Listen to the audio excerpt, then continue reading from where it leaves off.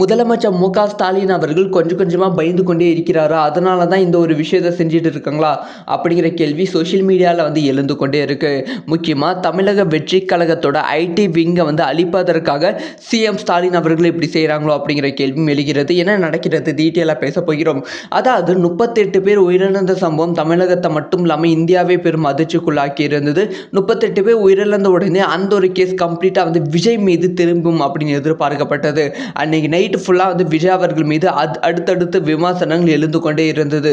ஆனால் கொஞ்சம் கொஞ்சமாக விடிய விடிய டைம் போக போக அந்த ஒரு கேஸ் டிஎம்கே மேலே பயங்கரமாக திரும்ப ஆரம்பித்திருக்கு. ஒவ்வொரு ப்ரூஃபாக சோஷியல் மீடியாவில் ட்ரெண்ட் பண்ணி கொண்டு இருக்கிறார்கள்.